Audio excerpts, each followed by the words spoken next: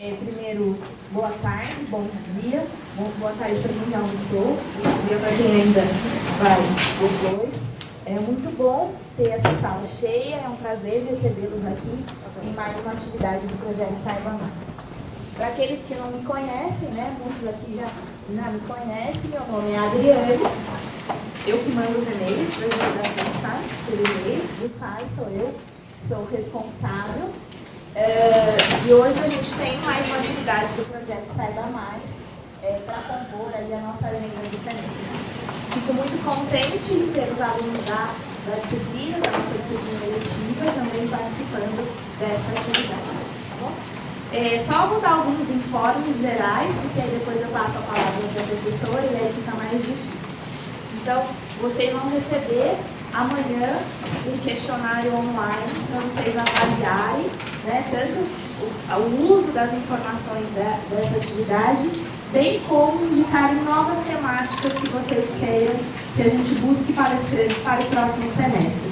Então, a participação e a avaliação é um instrumento muito importante para o nosso trabalho lá de planejamento e de gestão da orientação educacional. Então, peço que vocês tenham, é super rápido, não dá 3 minutos responder, indicarem temáticas que vocês teriam interesse para a gente já ir procurando os palestrantes, ok? Uma outra coisa, está passando uma lista de presença, onde está a lista de presença? Está aqui em cima, vai passar também a lista de presença, tanto os alunos que se inscreveram pela internet, como os alunos da disciplina, assinem essa lista, tá? Para a gente depois convalidar a frequência de todos, ok? Isso é um instrumento muito importante, que é assim que a gente comprova que vocês estiveram presentes. Então, a lista de presença também é para vocês, mas é um instrumento também importante para a gente. Só estou reforçando que os alunos da disciplina, a presença vai ser convalidada aí pela questão também da lista normal, tá bom? Então, se o nome não tiver, escreve abaixo, não tem problema. Tudo bem? Um outro recado é que após o término da palestra, né, ao final, a Jéssica faz um sinalzinho, a Jéssica, que é a nossa estagiária, vai distribuir os certificados. Tudo bem? Então, se tem algumas disciplinas que precisam que eu assine, além assine a comprovação da presença, além do certificado, é só me procurar também ao final da disciplina, ao final da palestra. Então, eu vou apresentar a professora. Nós organizamos um tempo mais ou menos entre 45 e 50 minutos para a professora fazer a exposição e depois a gente abre para questões, né? Aproveitem bastante esse tempo de debate para que a gente possa aproveitar a experiência da professora Helena. Então, é com muito prazer, agradeço imensamente a disponibilidade da professora Helena. Ela já vem trabalhando há algum tempo nessa palestra, porque como a palestra vai ser em espanhol, eu falei, olha, nós temos alguns alunos que são proficientes, mas a gente também tem que pensar nos que não são. Então, ela me mandou anteriormente os slides estão em português, para vocês terem também um apoio aí na nossa língua. Então, ela já trabalhou intensamente para produzir este material e depois dá tempo da gente fazer a tradução, ok? Então, eu vou apresentar formalmente a professora Helena, que tem uma experiência muito grande e está em frente às pesquisas na área de psicologia educacional e tem contribuído, né, para a gente pensar novas formas de intervenção aqui na Unicamp. Então, a professora é catedrática de Psicologia Evolutiva e da Educação na Universidade Autônoma de Madrid. Ela é diretora do mestrado em Psicologia e Educação, lá da UNAM. Ela é subdiretora e diretora-geral, do Ministério da Educação e Ciência, desempenhou diferentes cargos durante 11 anos, faz parte do grupo responsável pela preparação e execução da reforma educacional e lei de ordenação geral do sistema educativo na Espanha, é membro do Instituto de Avaliação e Assessoria de Centros Docentes, que realiza avaliações de programas de centros escolares, consultora da Organização de Estados Ibérico-Americanos em temas de avaliação educativa. As suas publicações e investigações se centram em temas relacionados às concepções de professores e estudantes, a leitura e escrita em processos de aprendizagem, o currículo na assessoria psicopedagógica e a avaliação educativa da perspectiva da aprendizagem de centros e de sistemas. Então, como vocês podem ver, a professora tem uma ampla experiência e vai contribuir hoje com a discussão da temática da autorregulação e leitura escrita. Então, aproveitem bem, qualquer dúvida a gente tem a parte ao final. Tá bom? Obrigada. Obrigada, professora. Gracias. Buenos días, buen día. Yo quiero agradecer a... Voy a hablar en español, castellano, no soy capaz de hablar en portugués. Entiendo un poquito, tampoco todo. Cuando preguntéis, mis compañeras me ayudarán a traducir lo que no entienda. También han prometido que me harán señas cuando empiece a correr, que ahora empiezo despacito, pero luego me voy animando.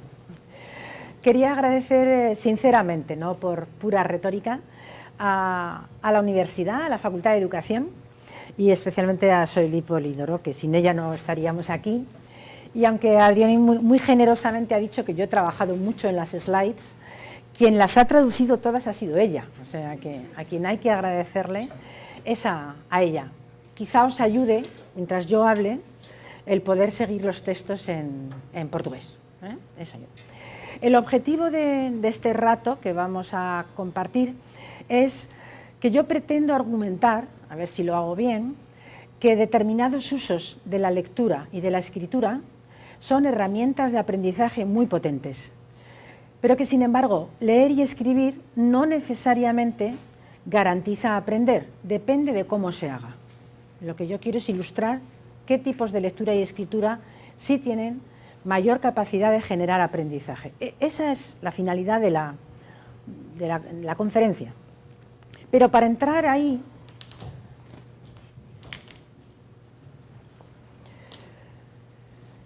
lo enmarco en una idea más amplia que entiendo que compartimos, pero que por si acaso hago explícita. Y es que la finalidad fundamental de cualquier institución educativa, también de educación superior, es hacer que los alumnos y las alumnas acaben aprendiendo a aprender por sí mismos, siendo capaces de aprender sin nuestra ayuda. ¿Estaríais de acuerdo con esa idea? ¿Ya sois capaces de aprender sin nuestra ayuda? Ya os podéis ir, porque ya sois capaces de aprender sin nuestra ayuda. El objetivo sería ese. Además tenéis que aprender física, tenéis que aprender química, historia, lengua, pero sobre todo tenéis que aprender cómo seguir aprendiendo a lo largo de toda la vida, porque a lo largo de toda la vida hay que seguir aprendiendo. ¿Estáis de acuerdo con esa idea? Es decir, no solo aprendiendo académicamente, aprendiendo a enfrentarse a los cambios de la vida. Y quien no es capaz de seguir aprendiendo tiene la vida bastante más difícil. Esta afirmación es el punto de partida de toda la argumentación.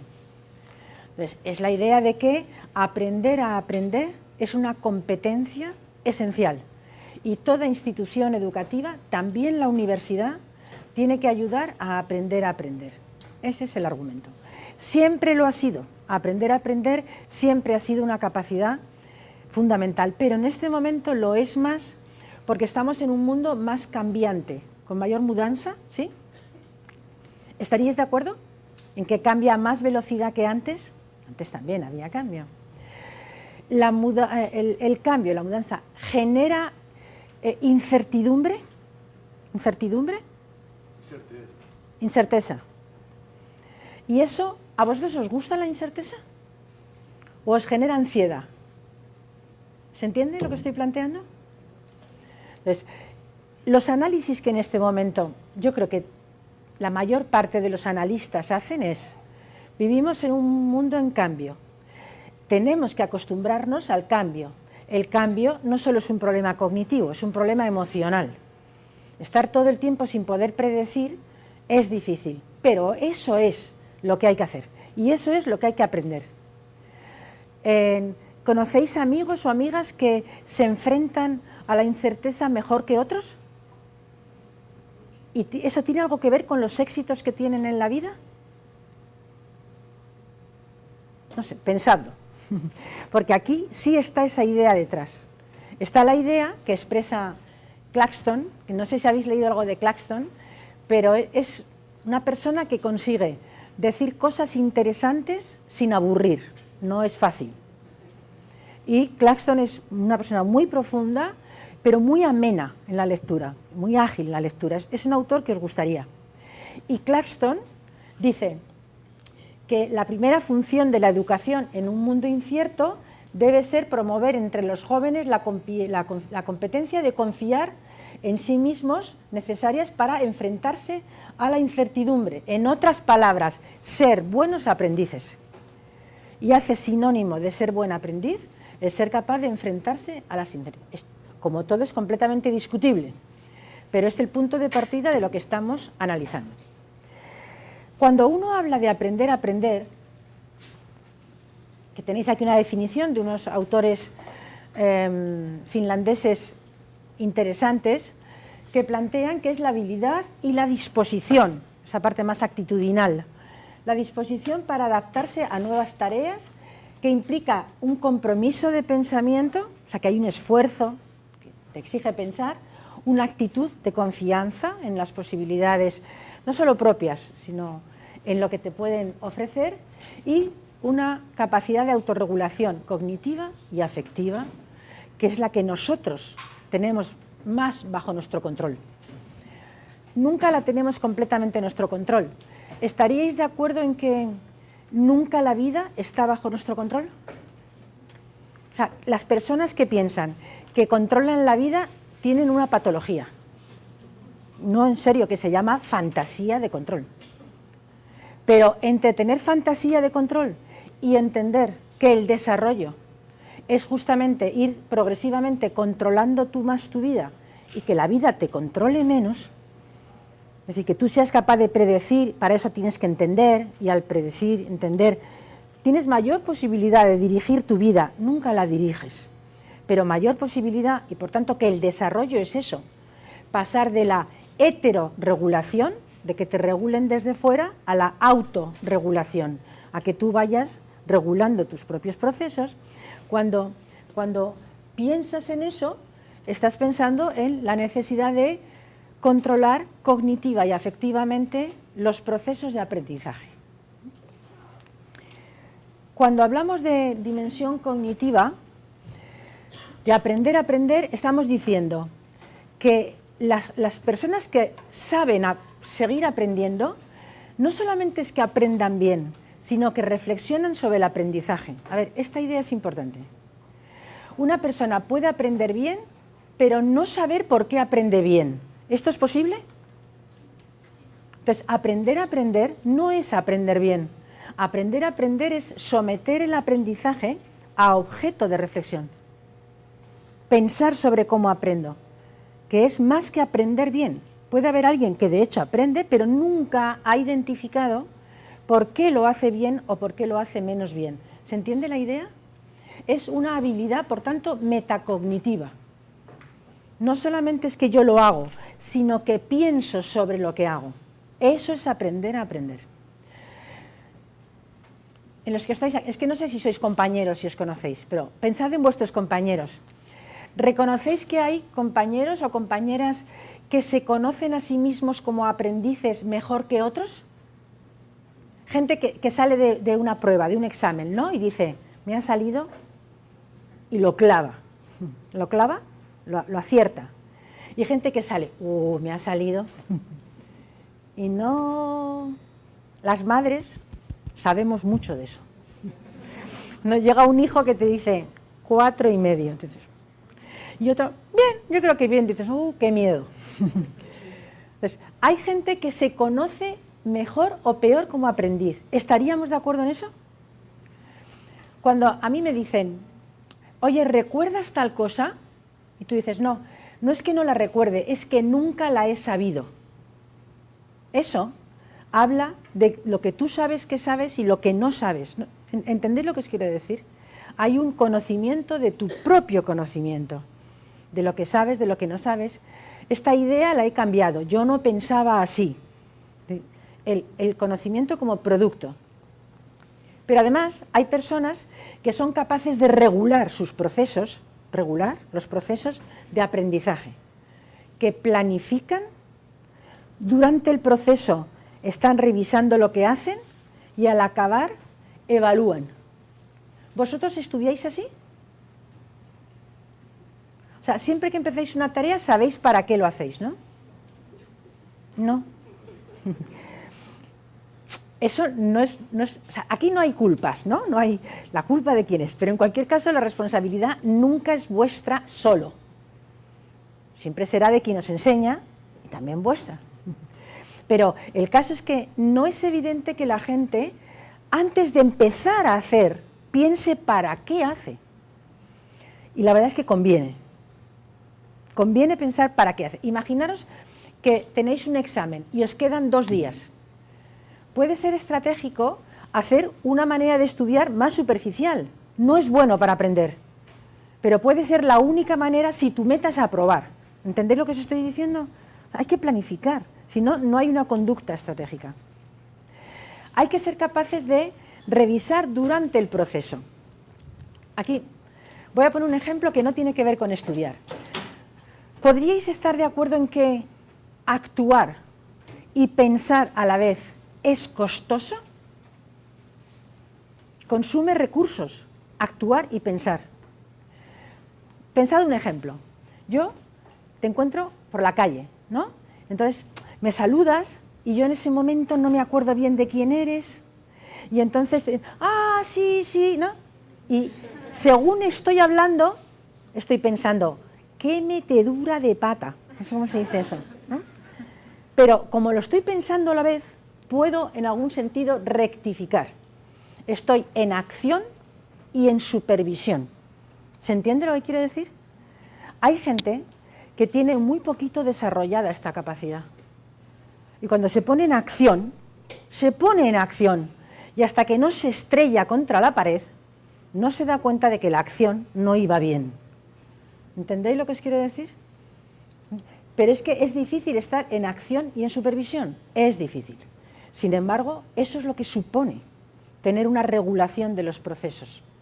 Una regulación metacognitiva, una regulación consciente de los procesos. Acción y supervisión. Y finalmente, siempre que acabo una actividad, una tarea, reviso. ¿Vosotros siempre revisáis lo que hacéis académicamente? Tampoco. No planificamos, no sé si estamos en tarea online, no lo sé, y no tenemos demasiada tendencia a revisar. Pues demasiado bien va, no sé si se diría así en portugués. O sea, a veces aprendemos más de lo que uno se sorprende, de que no haciéndolo bien, de todas maneras, aprendamos. Pero esto es lo que significa aprender a aprender. Esta primera noción, ¿queda más o menos clara?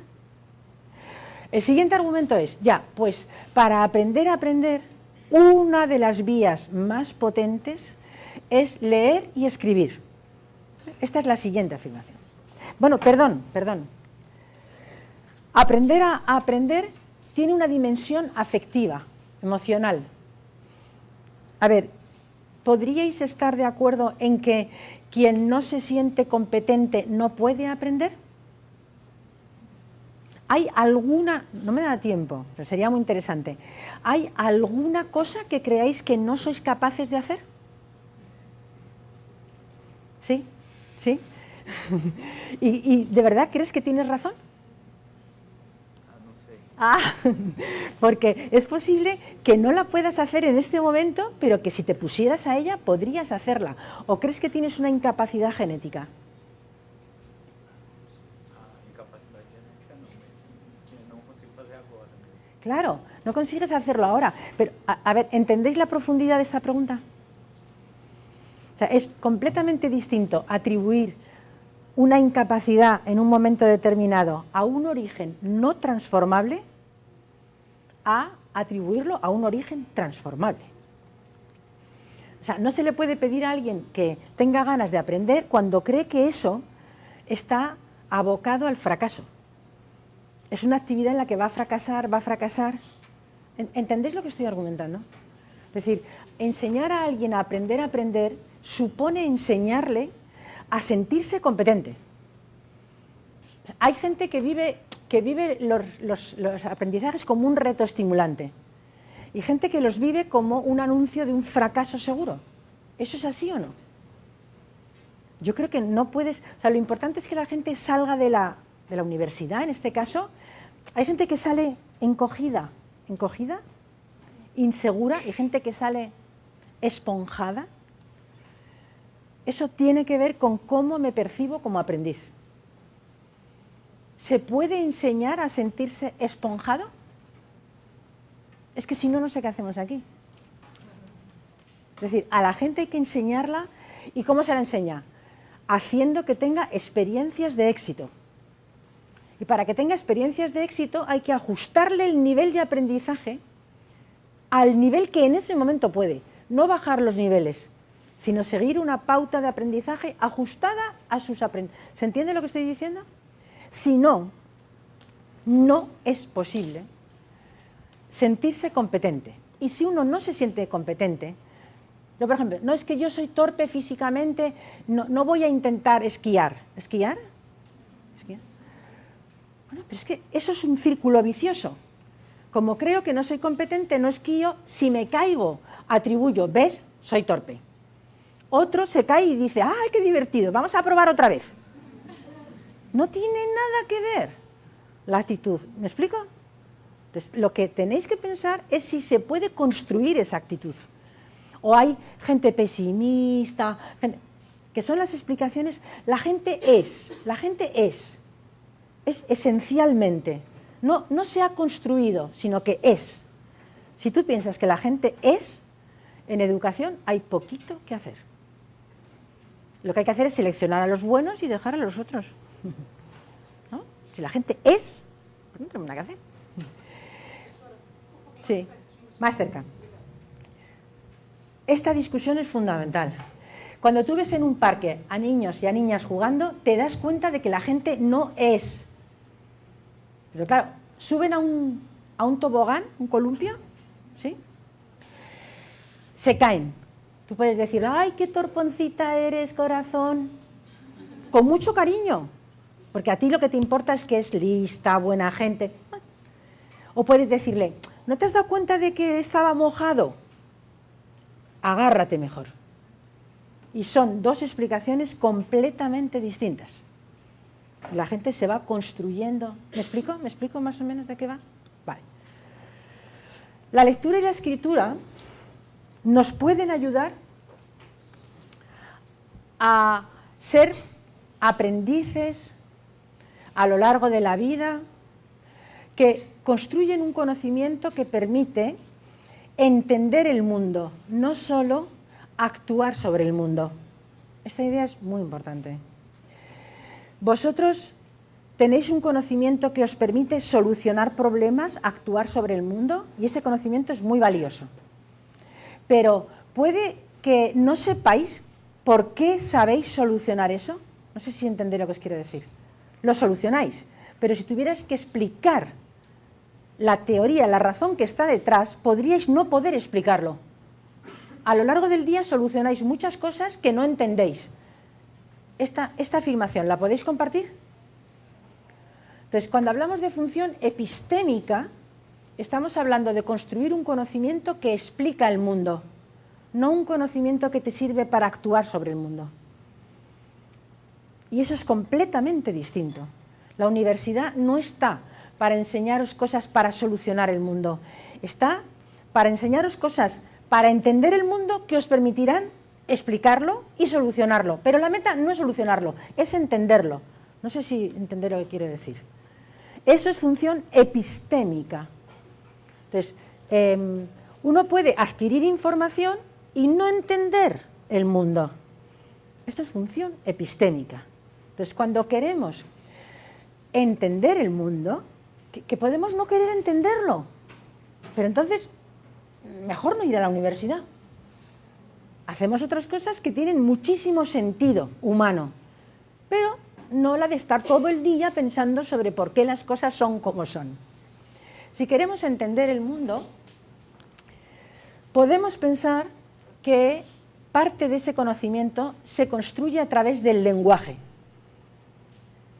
La teoría vygotsquiana, la teoría socioconstructivista, Vygotsky es un autor fundamental, también os aconsejaría que lo mirarais en internet, aunque sea en internet. ¿Quién es Vygotsky? Un ruso interesantísimo.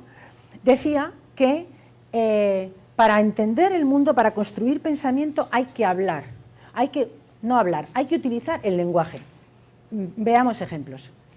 ¿Tenéis la experiencia de que cuando habéis tenido que explicarle a una amiga una idea, la habéis mejorado por el hecho de tener que contarla? Pensad si tenéis esa experiencia. Si no la tenéis, es muy difícil que enganchéis. ¿Habéis tenido la experiencia de que te encontrabas como al final del día como un malestar de fondo? Y si has sido capaz de escribir ¿qué me ha pasado? ¿Pero qué me ha pasado?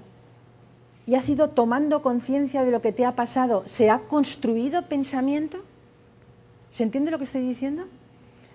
Tenéis la experiencia de que a un alumno le preguntas y levanta la mano y te contesta y empieza a hablar y no le sale. Eso seguro que la tenéis, esa experiencia seguro que la tenéis. ¿Qué creéis que le pasa? ¿Para qué levanta la mano si no sabe? O sea, ¿se sabe o no se sabe? ¿O se sabe pero no del todo? Y cuando empiezas a contarlo te das cuenta de que no lo tienes suficientemente claro y al ir contándolo va construyéndose el pensamiento. ¿Entendéis lo que estoy planteando? Es decir, que al hablar, al escribir, no solo volcamos un conocimiento que ya está construido, sino que transformamos el propio conocimiento. En ese acto estamos construyendo conocimiento. Si eso lo compartierais, claro que hay que pensar sobre ello. Cuando no se ha pensado sobre esto, se suele pensar que leer y escribir es volcar. Leer es el conocimiento está aquí y hay un canal que me permite que esté aquí. Escribir es que el conocimiento está aquí y hay un canal que hace que este esté aquí. Pero el conocimiento ya estaba. Esa es una visión de la lectura y la escritura. Malita. Otra visión es, no, escribir y leer construye pensamiento, transforma el pensamiento. Cuando escribo, estoy haciendo que se reelabore el pensamiento. ¿Entendéis?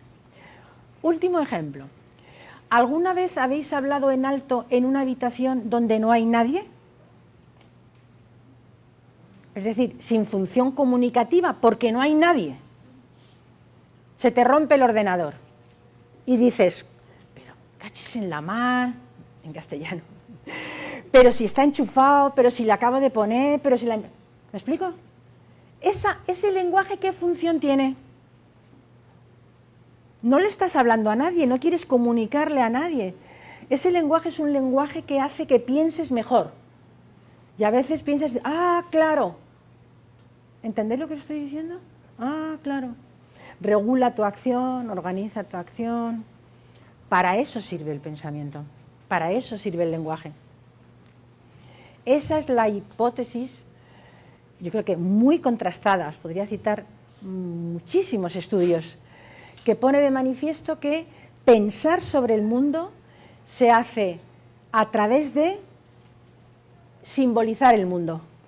Escribirlo, hablarlo, comunicarlo, leerlo, y que por tanto esa es la función de la lectura y la escritura. Por eso, tenéis ahí los autores, hay unas autoras famosísimas que dicen que hay gente que está colocada en un pensamiento de que leer y escribir es decir el conocimiento, decirlo, falar, y otros que entienden que es transformar el conocimiento. ¿Vosotros habéis experimentado la utilidad de escribir?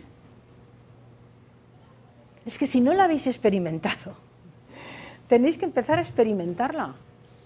Si no, esto no sirve para nada. O sea, tenéis que probar y comprobar que no tiene nada que ver leerse un paper, un artículo, con un folio al lado, haciéndose esquemas, a leerlo así. O sea, yo, por ejemplo, tengo 59 años. Ya no soy capaz de escribir si no tengo un bolígrafo y un folio al lado. Y una de las cosas que más me costó con los ordenadores es hasta que encontré los programas que me permitían poner etiquetas, poner comentarios, poder subrayar, que aún así es mucho menos ágil que un lápiz, ¿eh? Todavía es menos ágil que un lápiz. Porque un texto no se lee así. ¿Vosotros cómo leéis? ¿Así? Es que así no se lee. Porque así no se interactúa. No sé si así se lee una novela, pero desde luego así no se lee un texto académico. Un texto académico necesita estar todo el tiempo preguntándote si estás de acuerdo o no con lo que se está diciendo, qué te activa lo que se está diciendo, con qué relacionas lo que se está diciendo. ¿Entendéis lo que os planteo? Y si no, claro que lees, pero la función epistémica de esa lectura es muy bajita, muy bajita. ¿La idea se entiende? Claro, si no tenéis experiencias de este tipo de lectura y escritura, tenéis que hacer un acto de fe, que no se trata de que hagáis actos de fe, sino de que entendáis que tenéis que haberlo comprobado, estoy segura, que habéis comprobado. A lo mejor cuando organizáis un viaje, sí que tomáis notas.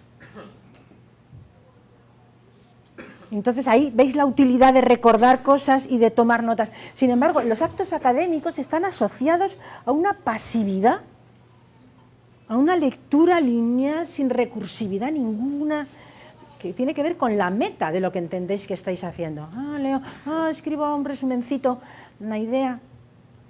Eso es un poco lo que os queríamos plantear. Esta línea de pensamiento que estoy intentando seguir es la que hace ya mucho tiempo, mucho tiempo depende de todo relativo en la vida, pero en fin, décadas, se plantea que las universidades tienen que tener actividades de alfabetización académica. Es decir, que esto se enseña. No se puede pensar que la gente llega de la secundaria y sabe hacer esto, porque no sabemos hacer esto. Ni vosotros, ni los estudiantes de ningún otro país. No es que sea este país, ni del mío, ni de ningún otro. Ni los mejores, ni los asiáticos, que ahora están en el top del top. Tampoco. Pero sus universidades tienen esta meta entre las enseñanzas que quieren hacer. Y eso es lo que se entiende por alfabetización académica, cuya definición lo tenéis ahí, pero que se deriva bastante de lo que yo he dicho, no me detengo. No sé si podemos poner en dudas, casi quedaría por compartido, que entendéis que no se puede construir ciencia sin textos. ¿Esta afirmación la compartimos? ¿Cómo habríais hecho algo de lo que habéis hecho sin textos? Intentar representaros la vida universitaria, la ciencia sin textos. Es que eso no existe. O sea, es que los textos son la base del conocimiento, la base de la academia, la base de la ciencia. Por tanto, saber usar y escribir textos es esencial en la formación académica. Y eso varía según las asignaturas, según las carreras. No es lo mismo un texto científico en física que un texto en historia o que un texto en psicología. Por tanto, tienen que trabajarlo todos los docentes y hay que trabajarlo desde todas las materias. Cada vez se estudia más en cada materia qué significa la alfabetización académica. Esto podría hacer pensar que los que tienen que aplicarse lo que estamos analizando son los docentes y no vosotros, pero no es así.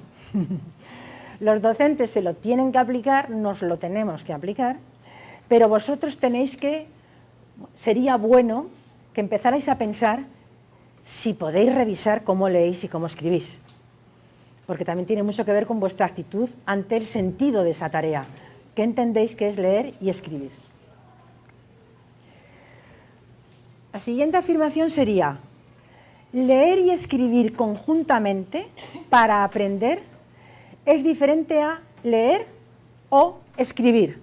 ¿Se entiende lo que estoy diciendo? Para aprender, las tareas son híbridas. Pensad, nosotros leemos para hacer un resumen, para contestar una pregunta, para escribir un ensayo, para escribir una síntesis.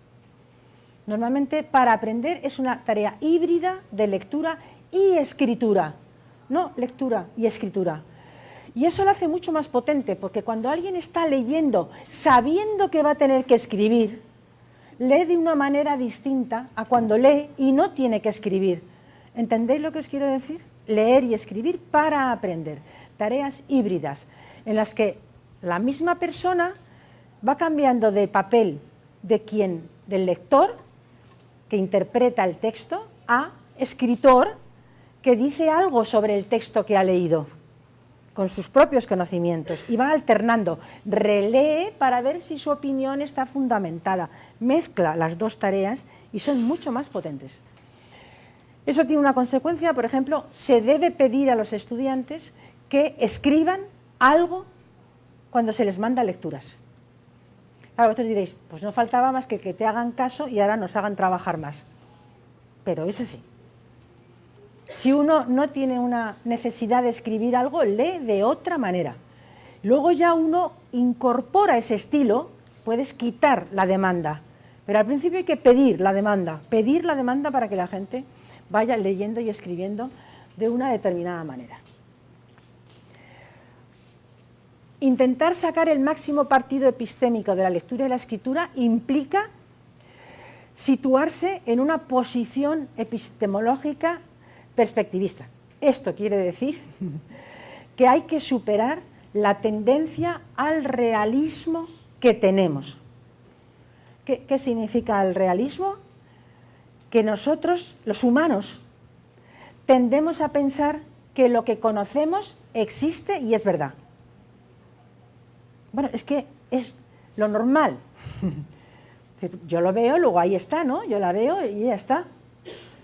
Poner en duda que lo que tú conoces es la realidad es una cosa muy contra natura, muy difícil. Saber que lo que tú estás viendo no es la realidad cuesta, bueno, no sé si ¿tú puedes estar de acuerdo en que lo que ves no es la realidad?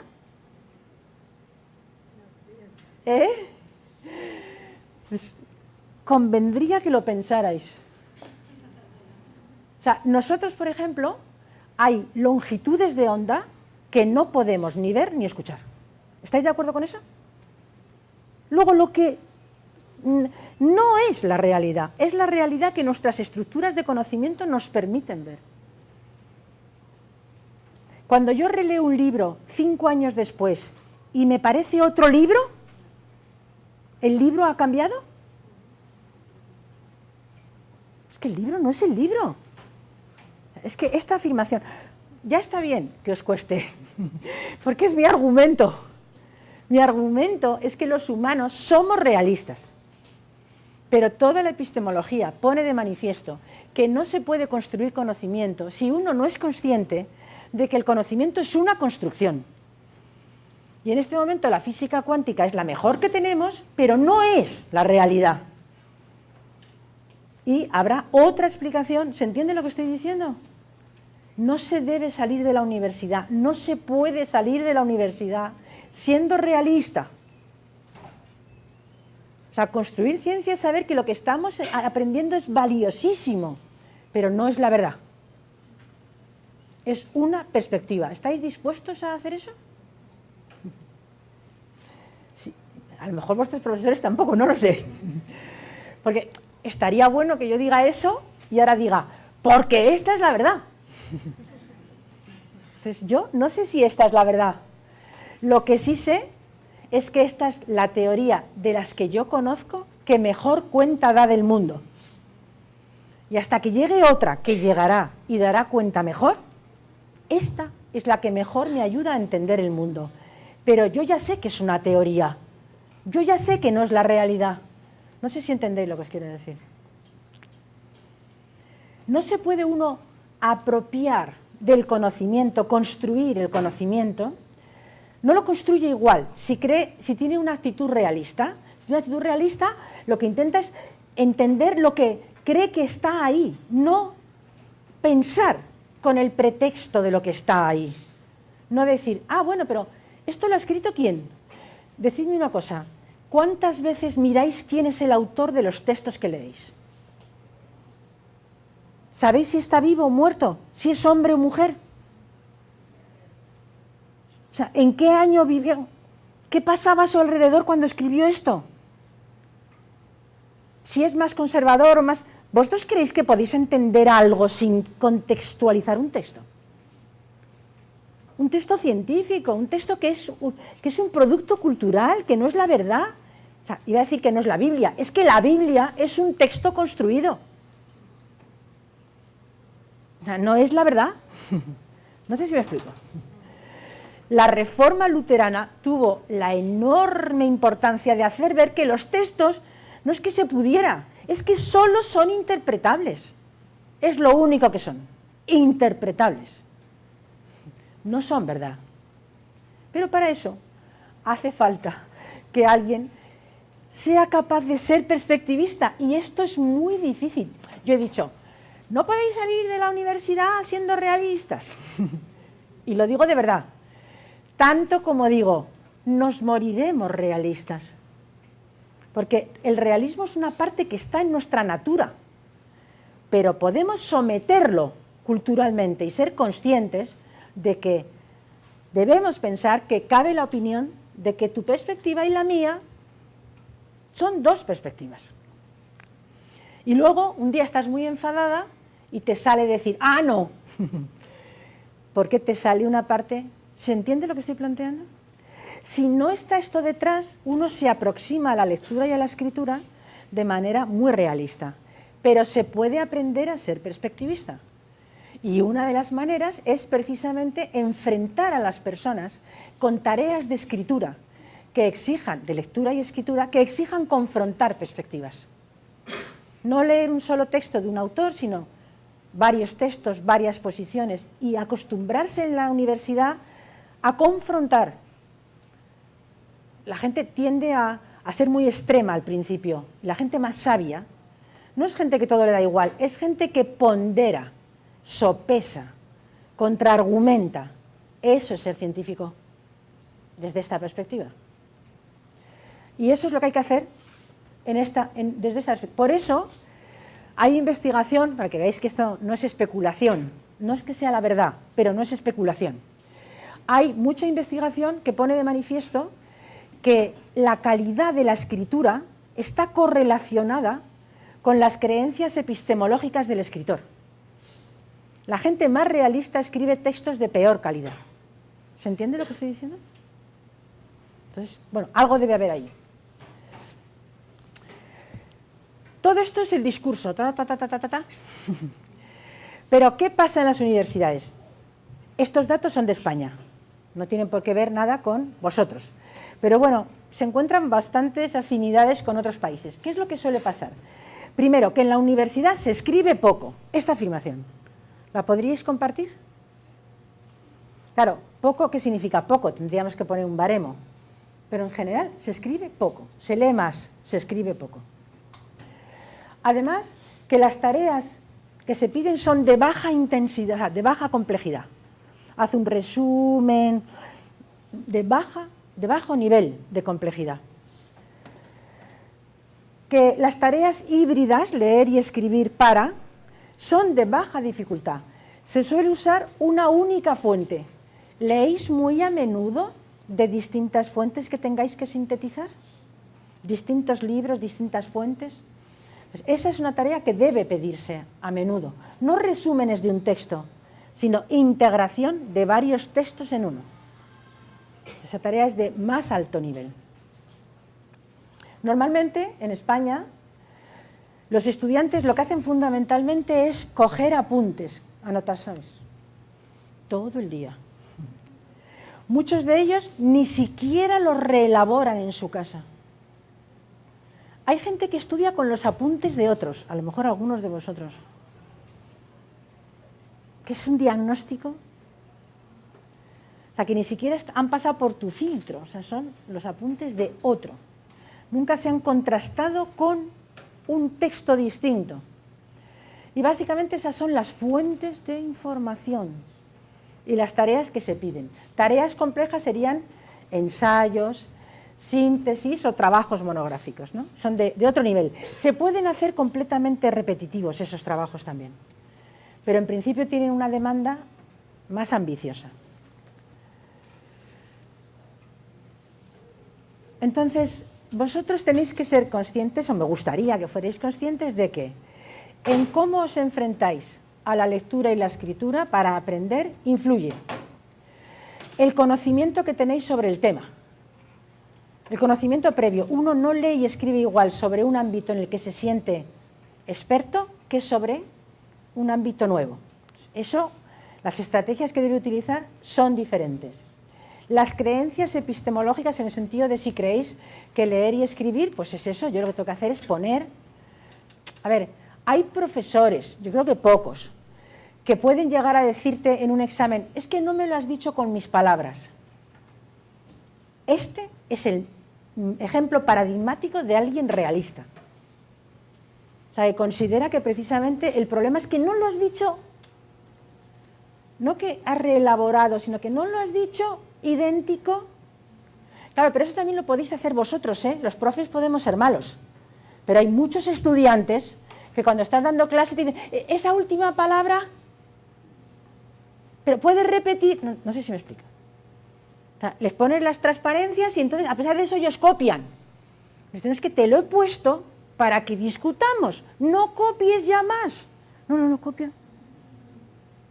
O sea, que no solo somos los profes, ¿eh? Los profes podemos hacer cosas mal, pero vuestra actitud ante la lectura y la escritura viene a su vez heredada de la secundaria, ya me lo sé.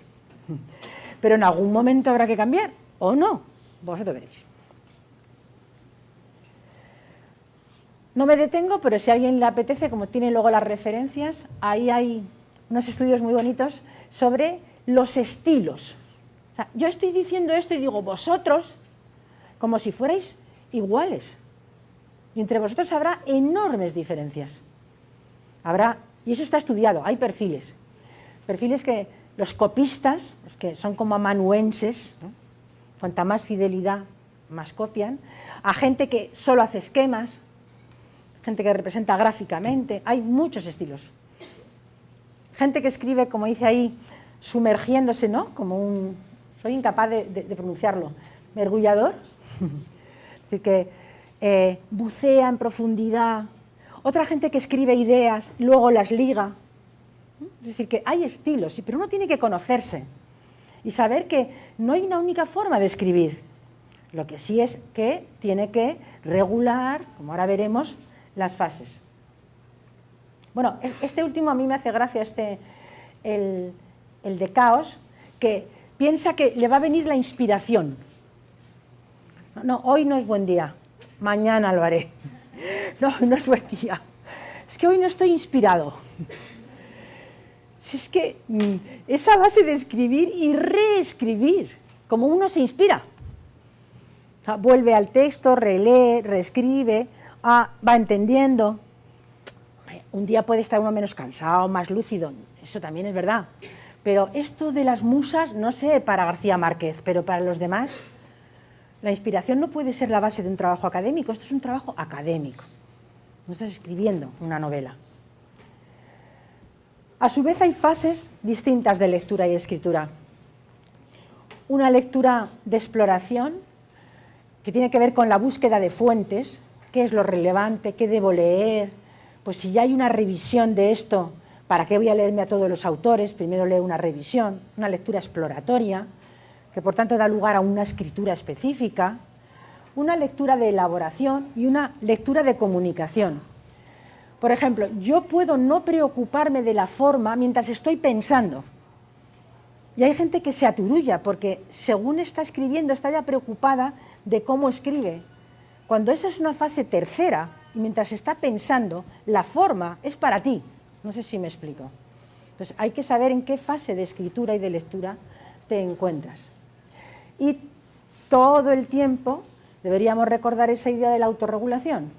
Tengo que saber para qué escribo. Es que yo lo único que me importa es que me aprueben. Vale, pues entonces escribe como quieras. Más bien piensa qué espera tu profe y escribe para tu profe.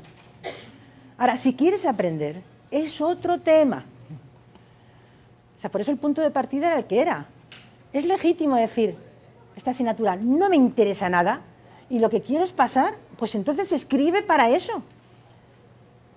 Pero si no es para eso, tienes que pensar, supervisar y revisar. y controlar la parte de los sentimientos. ¿A vosotros os resulta fácil escribir? ¿Escribir os resulta una tarea sencilla? Porque si simplemente es volcar lo que sabéis, no debería tener ninguna dificultad. Y sin embargo, la experiencia suele ser que es una tarea compleja. Escribir es difícil. Y viene acompañado muchas veces de sentimientos de no sé hacerlo, no me sale. Entonces hay que estar atento a que no te bloquee. Si aquí hay gente que está ya en fase de escribir tesis o ha escrito tesis, recordará las crisis de cuando ya ha escogido datos, ¡ah, qué alegría! Hay que analizar datos, ¡ah, qué bonito, la estadística! Pero un día hay que sentarse a escribir. Y ese día, ya cuando tienes que concluir, no te quiero ni contar. Claro, porque es otra función la que estás escribiendo. Y hay que ser consciente de estas cosas y modificarlas. La síntesis es una tarea especialmente paradigmática de la tarea más ambiciosa, híbrida, ¿no? Leer y escribir para. ¿Por qué? Porque tiene varias fuentes, supone trabajar el perspectivismo. Si trabajas textos que tienen opiniones controvertidas, es una tarea muy demandante, muy interesante y muy característica del trabajo académico, porque lo que las personas debemos hacer es leer a varios autores y leer varios enfoques, no salir de la universidad solo con una opción y ser capaz de valorarlos y de integrarlos. Si alguien ya integra teorías que ya existen, pues se va aproximando a ser una persona famosa en conocimiento. Sin embargo, ¿qué es lo que se ve que hacen los estudiantes universitarios cuando se enfrentan a síntesis? Primero, no releen. Aplicaros como si fuera un autocuestionario, ¿no? ¿Vosotros releéis los textos? ¿Todos los textos los releéis? ¿O algunos los leéis en diagonal? Que esta no está ahí. Aquí se da por sentado que se lee, pero es que la mitad de las veces ni se lee. Y ya con los links, no te quiero ni contar, con los enlaces. Aquí se dice, hay que releer. O sea, cuando discutes con otro, te dicen, no, porque cuando en el artículo dicen, y dices, ¿pero dónde dicen eso? Es que ni lo has procesado, o nunca os ha pasado eso. Pues hay que releer, releer. Eso es disciplina, ¿eh? Disciplina no en el sentido de mortificación, voy a sufrir, no. Disciplina en el sentido de rutina, de hábito académico. Igual que otras personas saben hacer otras cosas, nosotros sabemos hacer esto porque eso es lo que significa hacerse académico. Aproximarse a los textos con un respeto de intelectual, de decir, es que yo doy por sentado que esta persona ha escrito un texto del cual no voy a apropiarme con una lectura solo, relectura. Normalmente no hacen anotaciones, leen y se ponen a escribir. Leen y se ponen a escribir. O sea, desde lo que estamos diciendo que es esto, es un... Además, cuando hacen síntesis, hacen lo que se llama resumen yuxtapuesto. El primer texto dice, el segundo texto dice. No, pues es una síntesis, lo he dicho más cortito, más sintético. Una síntesis no es eso, porque no está ninguno de los procesos de contrastación, de integración, de valoración, no están, si yo hago resúmenes que están puestos. Se observa también que los humanos tenemos tendencia a, si nos presentan varias posibilidades, varias posiciones, perspectivas, elegir una y defenderla ardorosamente y poner la otra a caer de un burro, que diríamos en España, es decir, fatal, fatal. Y eso es argumentar. O sea, argumentar no es contrastar, sopesar, es optar. Tiene que ser verdad una de las dos. ¿Cómo que las dos? ¿Cómo que las dos? ¡Qué complejidad! Que puedan ser verdad las dos. No, una de las dos. Y cuando los estudiantes escribís refutando. O optando por una o metiéndose con la otra, pero sin integrar. Y no se suele revisar. O sea, serían, pero esto es para decir, ay, qué mal lo hacen. No, Esto es para decir, entonces, ¿qué hay que enseñarles? Hay que enseñarles a releer. ¿Qué me tengo que enseñar a mí mismo? Tengo que releer, tengo que revisar. Se trata de machacarnos.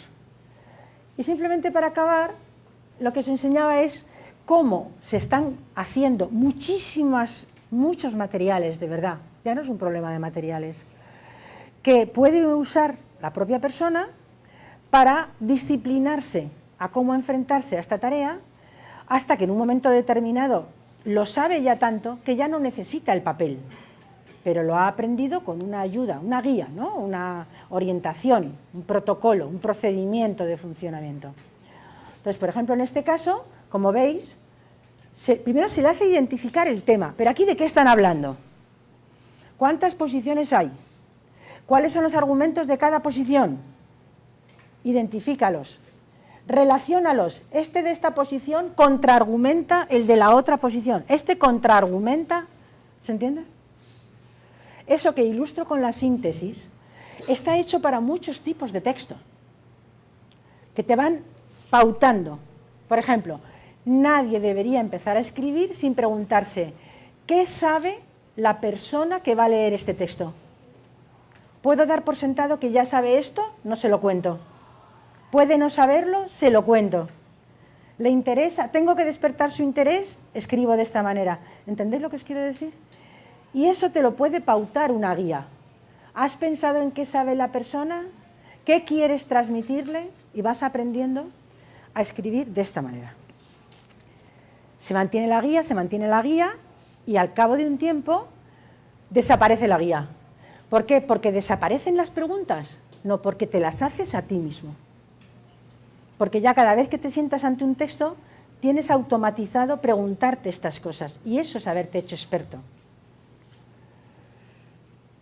Si todo esto lo haces con otro, tiene más capacidad epistémica. Esta también es una idea con la que es muy probable que no estéis de acuerdo, pero que está bastante comprobada. ¿Vosotros creéis que dos mentes juntas piensan mejor que una sola? Pues hay que plantearse esta pregunta, porque claro, aquí se contesta que sí. Se contesta que dos cabezas. ¿Y por qué? Porque si yo tengo que hacer contigo una síntesis, tengo que explicarte mi punto de vista.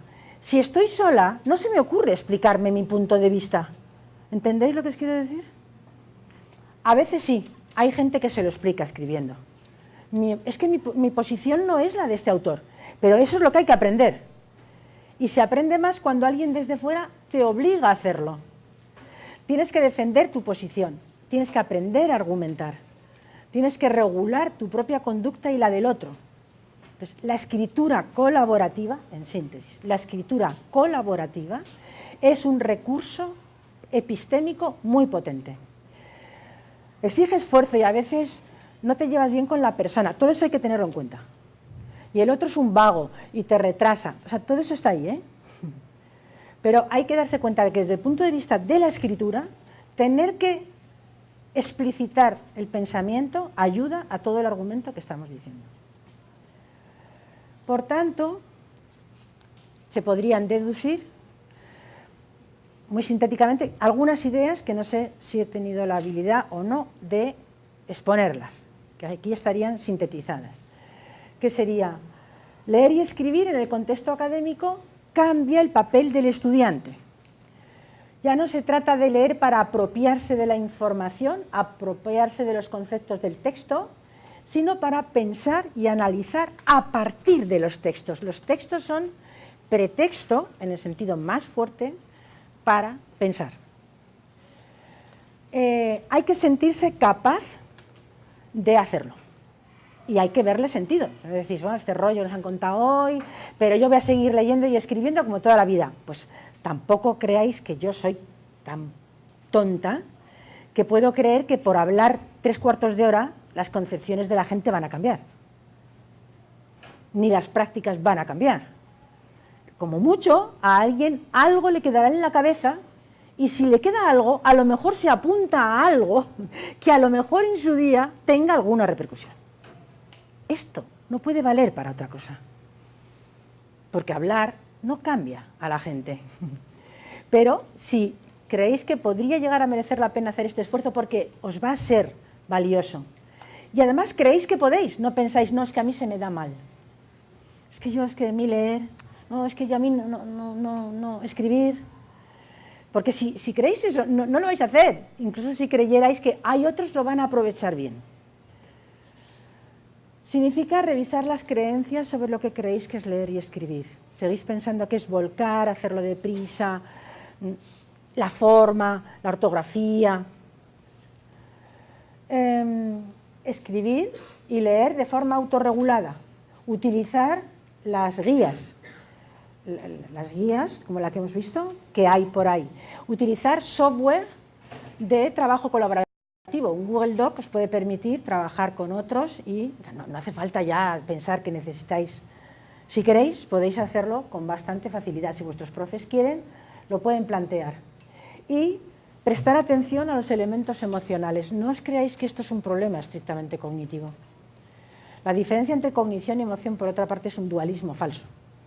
Siempre entendemos por cómo sentimos y hacemos lo que hacemos por cómo entendemos y cómo sentimos, ¿no?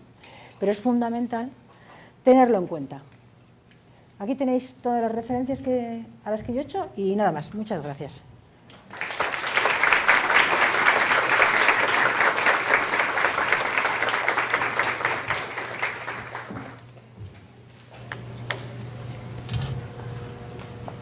Nós vamos abrir para as perguntas agora. Pessoas também que estão assistindo fora. Nós temos muitos alunos em momentos de intercâmbio e eles às vezes usam essas transmissões também para fazer parte da vida universitária do seu local de origem, né? Então é importante para a gente também compartilhar com eles. Quem gostaria de começar? Eu acho que o microfone não chega. Boa tarde, professor. Algumas das dicas que você deu sobre técnicas de estudo, de leitura e aprendizado, eu não consigo imaginar utilizando elas se eu estou estudando alguma coisa muito expositiva, como, por exemplo, matérias de biologia, ou coisas que você só tem que decorar nomes, como algumas pessoas comentam. Aí eu queria que você talvez falasse um pouco disso aí também. Você quer fazer... ¿Acumulo o contesto cada Vamos una? fazer 2, 3 e ela responde, pode ser?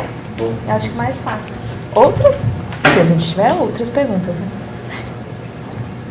Está respondendo, as pessoas vão se aquecendo. Isso. Então vamos responder essa para aquecer, pode ser? Vale.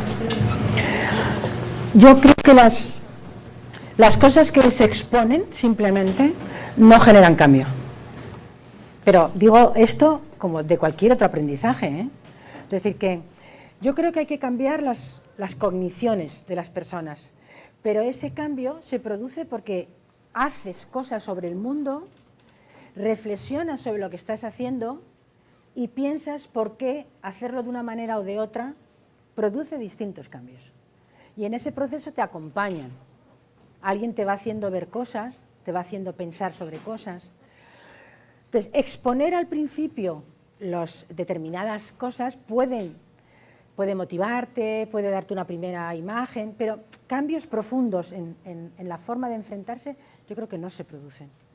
Hay cosas que no son estrategias de aprendizaje, son casi información. No conviene tener la música, bueno, que además es muy opinable, ¿no? Estudiar con música o no con música, hay que tener la luz a la derecha. Bueno, pero es que eso no son técnicas de estudio, no sé cómo decirte. Yo estoy hablando de procesos de aprendizaje. Y no se deben enseñar al margen de los contenidos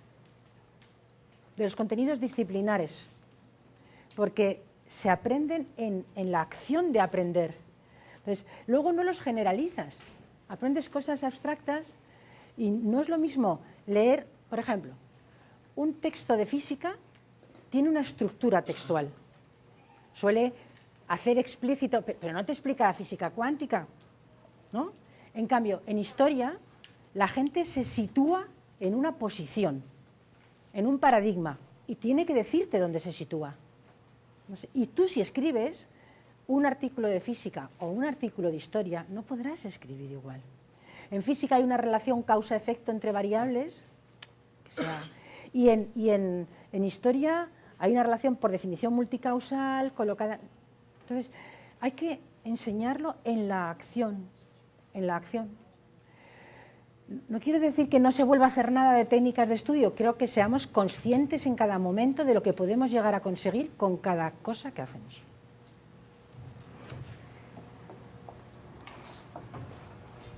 Outra pergunta?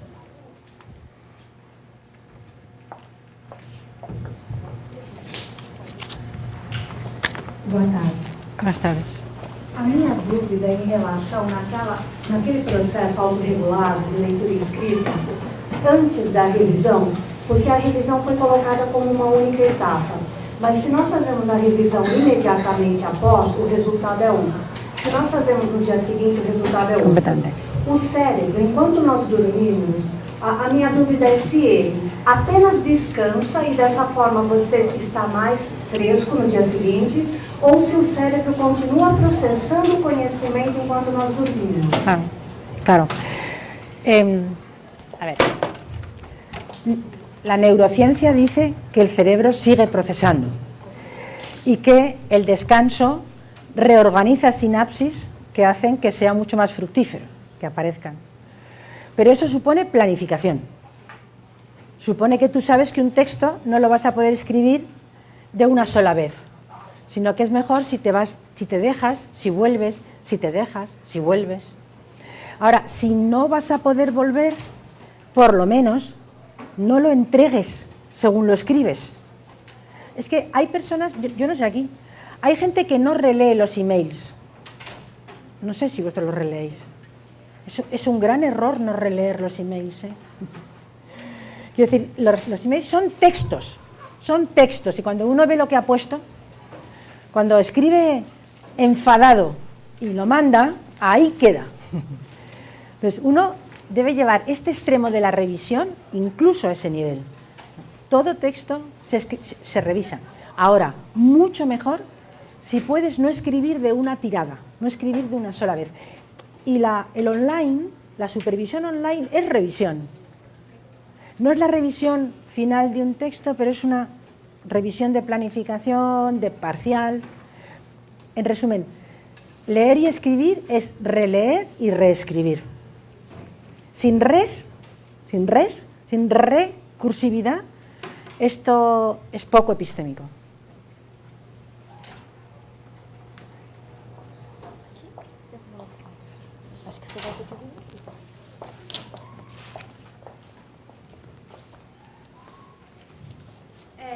Eu tenho um pouco de dificuldade de fazer anotações quando eu leio um texto.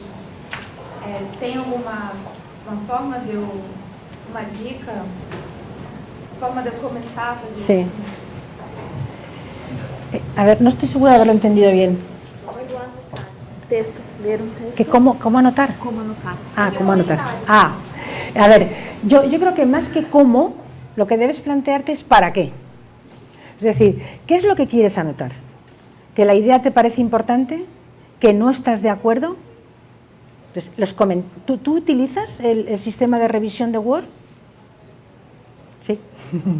Sabéis que lo abres, ¿no? Y te permite poner comentarios. ¿Lo usáis? Son magníficos. Y si son PDFs, etiquetas. Entonces, ahí tú pones lo que quieras. Entonces, puedes poner en amarillo. Luego, además, poner un comentario. Entonces, lo que tienes que poner tiene que ver con el para qué. Esta es una idea que debo destacar. Esta idea me parece contradictoria. Esta no la entiendo bien. Lo que quieras. Hay gente, anoto, luego le pongo estrellitas, porque ya es poco discriminativo si le pongo 2 rayas, porque 2 rayas he puesto en muchas partes del texto, pero es que esta es, pues, 2 rayas, estrellitas. O sea, tú pregúntate para qué. Si te escribes cosas, esta parte la voy a poner en tal sitio. Copia y pega, o sea, si se puede hacer copia y pega, si uno sabe que es que va a citar textualmente tal parte, eso, interactuar con él. Y sobre todo, lo que te ha activado y tu opinión. ¿Tú crees que sobre cualquier texto tienes opinión? Pues debes tener opinión. Aunque solo sea me gusta o no me gusta, ¿esa opinión es legítimo que la tengas? Pues ya está. Empieza por me gusta o no me gusta, pero intenta que un texto siempre te active algo que no sea leer, sino ¿y qué significa para mí este texto? ¿Vale? Si es un texto académico, yo te diría, sitúa el autor. Esta persona, ¿quién es? ¿Desde dónde me escribe? ¿Vale? Vem aqui. Quer vir? Vem, você pode ser, depois você vem. Já fica aqui próximo, aí faz as duas juntas. Primeiro, eu gostaria de parabenizá-la, adorei a palestra. E eu queria saber o seguinte, eu tenho que escrever, eu faço química, estou na pós-graduação, e muitas vezes eu tenho que escrever um relatório científico, eu tenho que escrever algum tipo de artigo, alguma coisa assim, e chega um momento que realmente acontece esse bloqueio.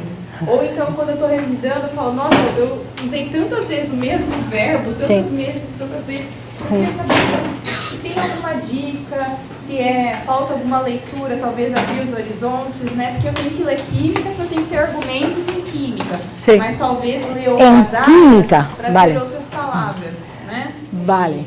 E usar outros termos, outras expressões. Bueno, a ver, en química ahora no lo sé, pero si tú me escribes al correo que he puesto al final, yo te busco sobre química. Pero sí te puedo decir que tienes dos textos de Castelló, ¿ves? Castelló, ¿eh? Que es escribir y comunicarse en contextos científicos y académicos. Aprender a escribir textos académicos. Una de ellas está en vuestra revista. Es que no le puedo poner el este. ¿Eh? Y esta autora explica cómo escribir un texto académico, científico, en las fases, las recomendaciones, y a su vez remite a otros. Y si quieres de química, pues yo buscaré.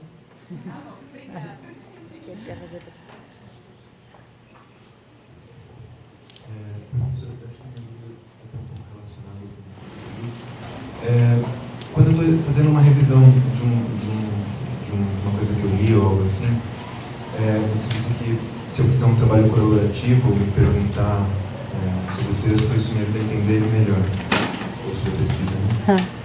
Nesse sentido, escrever um texto mais humano, com uma linguagem um pouco mais próxima da falada, auxilia você, te ajuda a entender melhor, a se aproximar mais daquele conhecimento que você está buscando, ou uma linguagem mais acadêmica, talvez pela simplicidade, tem uma facilidade a mais nisso? A ver, gracias. Si he entendido, si ser humanista o ser científico, no. Você falar Escrever um mais texto recorrente, mais oral, próximo ao oral. Ah, ¿hablas español? Sí, pues te lo agradezco si me la rehaces. Así, por ejemplo, cuando yo estoy escribiendo un artículo, no un artículo porque yo ingresé en la Sí. Universidad de Diseño, pero cuando estoy escribiendo algo, Sí. para que yo entienda mejor, es mejor que escriban algo en una lenguaje más cercana del habla, más coloquial, informal. Ya te entiendo. Vale. O no más académico. A ver, bueno, como antes lo ha dicho en portugués, ya lo habéis entendido. Ahora he tenido la amabilidad de traducírmelo al castellano, lo habla estupendamente. Yo creo que eso tiene que ver con las fases de la lectura, de la lectura y la escritura. Es decir, si estamos aquí, si estamos en una lectura de elaboración para mí, expresarse en un lenguaje que a mí me permite poner sentimientos, anotaciones de ¿pero cómo puede decir esto esta persona? Yo creo que te permite hacer personal el proceso, pero la escritura de comunicación es una escritura en la que hay que aprender los códigos de la comunidad académica.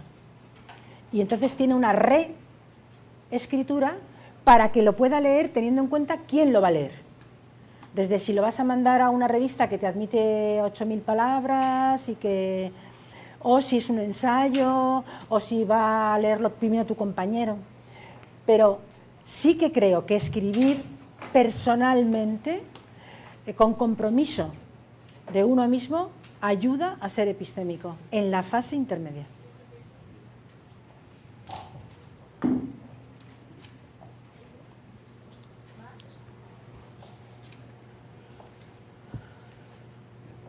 Podem ser comentários também, né? Sobre o que é próximo de vocês, o que é diferente.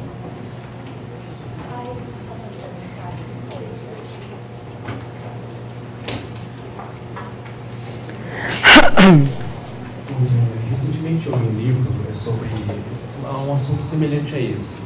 E o autor falava do processo de escrita, que ele obrigatoriamente tinha que ser à mão. E quando você escreve no computador, digitando, isso não tem muito efeito no processo de aprendizado. Aí eu queria saber se realmente existe uma diferença, se a senhora acha que tem uma diferença mesmo. Si te he entendido. Y hasta donde yo sé, eso no tiene fundamento. Es decir, que en este momento escribir de manera digital, si es eso, puede hacer procesar, porque es profundidad de procesamiento. En el fondo es si el procesamiento es igual de profundo por escribir de una manera o de otra. Yo creo que no es un argumento como para que sea la variable discriminatoria. Para mí tiene mucho más que ver preguntarse, no preguntarse, releer, no releer, que escribir en... Ahora, los estilos, la gente tiene estilos de aprendizaje. Por ejemplo, ¿es posible que el tiempo que tú eres capaz de mantener la atención sea cualitativamente distinto del que ella es capaz de mantener la atención? ¿Es posible que tú aprendas más cuando te hablan que cuando lees? Es que no todos los humanos somos iguales. Entonces, hay gente que a lo mejor el papel les resulta fundamental, pero de eso a argumentar que teclear no permite procesar, yo creo que no tiene fundamento neuro para nada,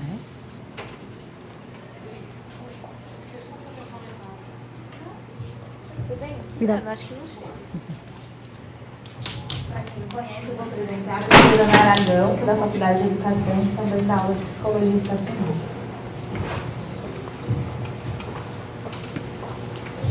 Bom, em primeiro lugar, eu queria agradecer muitíssimo a oportunidade de tê-la ouvido falar. Gracias. E acho que a gente tem tentado fazer isso com os nossos alunos ingressantes em pedagogia, que estão entrando na universidade, olhar para a escrita como algo que é fundamental, né? Mas sempre na direção de que essa escrita tenha um leitor em potencial, né? Não é só escrever para ninguém, pode ser até para mim mesmo, né? Então, gostei muito das informações. E aquela aluna de Química, cadê? Eu vi agora na internet que a USP, Universidade de São Paulo, está oferecendo um curso online sobre como escrever TCC, dissertações e teses, online. Se você depois quiser me mandar um e-mail, eu dou para você as informações, tá bom? Mira, ¿ves qué bien?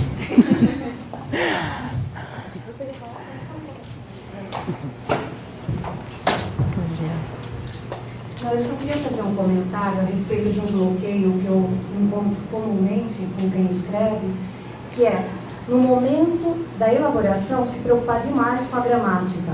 E muitas pessoas, principalmente na área de educação e humanas, elas travam porque elas se prendem tanto à parte da gramática que o cérebro perde totalmente a conexão com o outro lado. Acho que é importante nessa fase da universidade que eles tenham essa consciência, que a hora de revisar vem depois, não vem durante. Claro. O sea, aquí tendríamos que discutir antes cuál es la meta de la universidad. O sea, la universidad podría tener, y sería legítimo, pensar que su meta es que nunca, jamás en la vida, un universitario cometa una falta de ortografía. Quiero decirte que, lo digo porque sería mejor explicitar esta discusión. Yo tengo compañeros en mi facultad en psicología, que suspenden a los estudiantes por una falta de ortografía. Y yo podría no estar de acuerdo. Pero como cada uno hace lo que le da la gana, pues puede pasar. Entonces, lo importante es, yo corrijo los acentos, los puntos, las comas, en todos los escritos de mis estudiantes, pero nunca les suspendo por eso. No sé si me explico. Y no les devuelvo solo eso, y no les comento eso, sino que, de paso, se lo corrijo todo. Pero, evidentemente, centro los comentarios de revisión de Word en, trabajo por trabajo, en lo que dicen, no en cómo lo dicen en ortografía, sí en cómo lo dicen en conectores. No se puede decir sin embargo si no es sin embargo, porque entonces no es una argumentación, no sé si me explico. Ya eso no es, que ya sé que no es lo que tú estás diciendo, pero eso es importante porque ya es Sin embargo, claro, entonces se concluye, no, mira, no se concluye. Entonces ahí ya es una idea que para mí es más importante, que tiene que ver con la estructura de argumentación. Pero lo otro, yo creo que es algo que hay que enseñar y que por tanto hay que revisar en la devolución a los alumnos, pero no es la meta.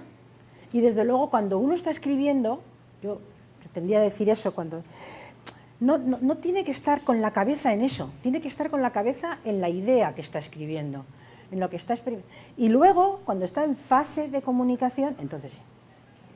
Hasta que no lleguemos a la gramática natural, ¿no? Que la ortografía natural que proponía García Márquez, si no haya H, si no haya, bueno, quién sé lo que tiene que haber, pues las personas tienen que escribir bien. Pero no es el objeto de esta conferencia. Lo epistémico no está en la ortografía.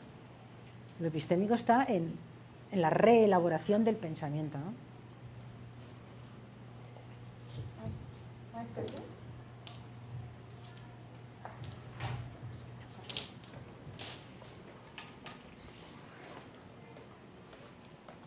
Desculpa, eu só peguei o finalzinho que eu estava em aula, mas eu sou professora de faculdade particular.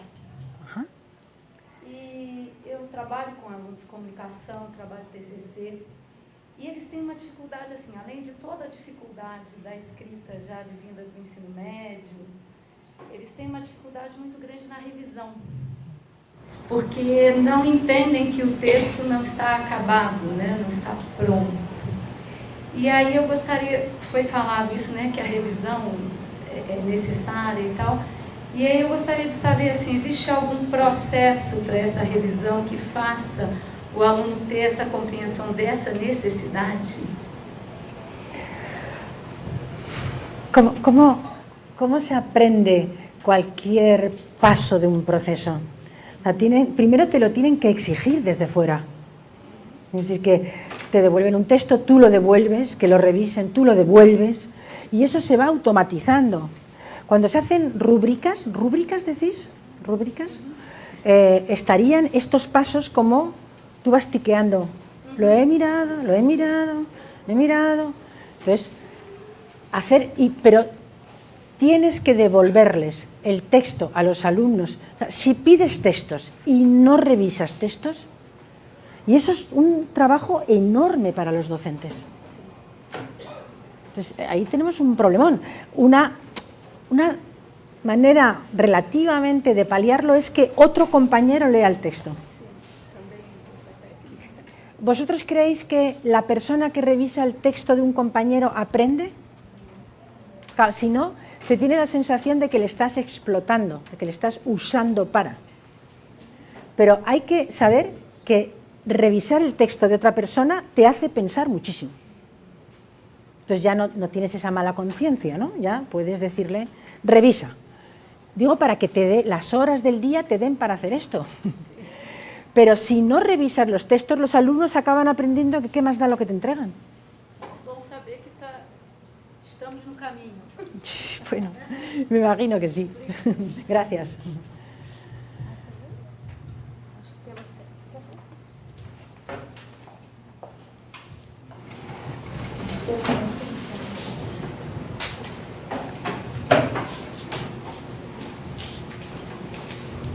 Oi, primeiramente boa tarde. Eu saí do ensino médio ano passado, entrei direto aqui para a universidade, estou fazendo química também, e eu sinto uma dificuldade muito grande de me readequar a esse novo enredo. No ensino médio é tudo muito linear, você tem um conhecimento pronto e você simplesmente pega aquilo, você não tem um debate. Então eu queria saber uma melhor forma de me adequar a esse novo cenário da universidade e ter um melhor aproveitamento. A ver, ahora me lo cuentas tú otra vez. Eu acho que eu posso começar a responder e depois passo para você. Ela falou que ela acabou de chegar do secundário para cá e como que ela se apropria desse jeito de estudar na universidade. Hombre, yo te diría que tus profesores te deberían enseñar, ¿eh? No es ninguna broma. Que eso es enseñar. O sea, que parte de lo que está en el trabajo de enseñar está esto. Enseñar. Ahora, que no te lo enseñan. Yo creo que debes planificar los tiempos de estudio como tiempos en los que te obligues a escribir. O sea, tienes que escribir. Tienes que leer y escribir. Tienes que escribir lo que estás pensando sobre las cosas que te enseñan. Tienes que coger los apuntes de la clase y leer algún otro texto y enriquecer esos apuntes. Tienes que acostumbrarte a hacer textos más complejos. Y poco a poco te irás comprobando lo útil que te es, porque te va a ser útil, cada vez lo usarás más. Y bueno, seguro que hay formación, seguro que hay oficinas, talleres donde puedas trabajar esto. Seguro que ellos lo hacen, ¿no? ¿Había outra? Só para reforçar, então a gente tem uma oficina da orientação educacional. Dia 8 de abril começa uma turma nova, que é como estudar melhor agora que estou na universidade.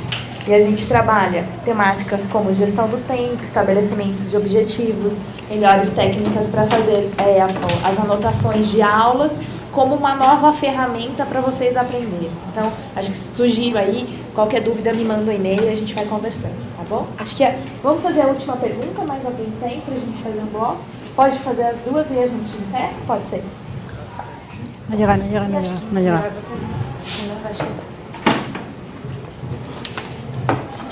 Boa tarde. A senhora falou da questão do tempo. Essa prática demanda um certo tempo. Sim. E também no início da palestra, a senhora falou que você tem que partir do seu ponto e aprimorar a partir do nível que você está. Eu queria que a senhora falasse um pouco sobre como conciliar essa questão do tempo do universitário para não deixar, para você aprimorar essa técnica e ao mesmo tempo conseguir levar bem as matérias e tudo mais. Uhum. Acho que vamos fazer mais uma e a gente vai. Entendeu? Essa? Sí, lo entendido. Eu tenho uma dúvida em relação à aprendizagem de línguas. Se existe alguma diferença no processo de aprendizagem. Por exemplo, eu estou estudando agora francês e espanhol ao mesmo tempo. E se isso atrapalha, se ajuda, como seria isso? E também na questão de concurso, que às vezes eu tenho que estudar matemática, português, história. Se teria algum diferencial de leitura e aprendizagem? Para aprender diferentes línguas ao mesmo tempo que o processo de escrever y leer. Sí. Bueno, a ver, con respecto al tiempo, una primera idea.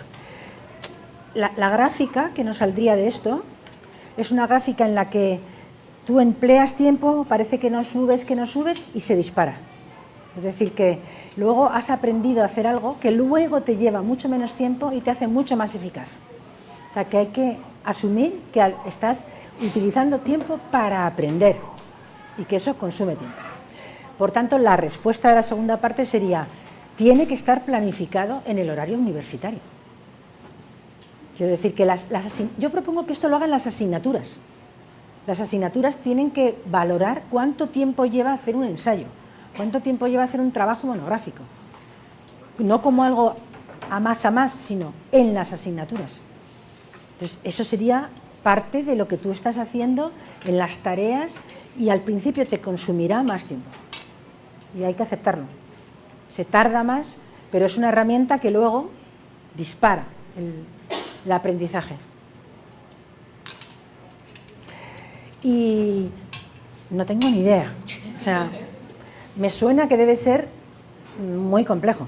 O sea, yo lo que sé de bilingüismo hace que hasta que te apropias de la lengua tiene muchas virtudes el bilingüismo. Desde el punto de vista psicológico dispara a la gente, la hace muy potente, pero durante el proceso es una dificultad añadida. O sea, leer en otra lengua cuesta muchísimo más, escribir en otra lengua cuesta muchísimo más. Esto que estoy diciendo no conozco ningún estudio, estoy intentando, seguro que los hay. Yo diría que la fase segunda sería mejor en tu lengua.